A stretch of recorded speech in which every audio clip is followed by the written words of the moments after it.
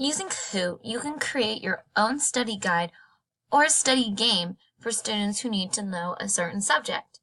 For example, my subject is on organizing your writing, and this includes proper style guides, proper citations, and even ways to organize your thoughts and ideas.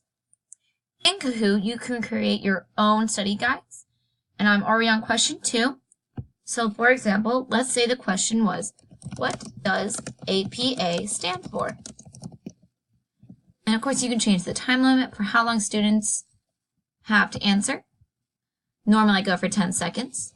So you can add here what each one stands for. Of course, the right answer is American Psychology Association. And you can even add random answers like American Pie Association, or just random ones you create. Remember to always click the correct answer so that students know which one is the right answer and ones that you can judge them on. So after completing your game, you can start the game.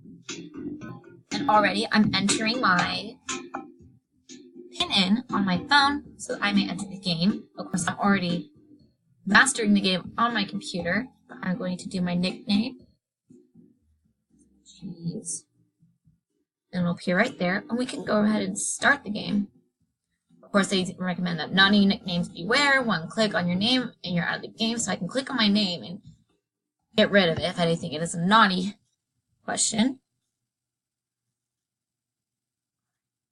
So which style would be used for a scientific paper? And on the screen, it has choices, but on my phone, it only shows the shapes and colors. And I got the correct answer, which is APA. What does APA stand for? And of course, there's all the choices. But since I know what all the choices and the right answers are, I know them rather quickly.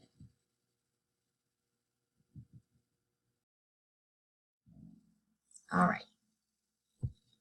So after going through this, blank words that signify that the next paragraph is in.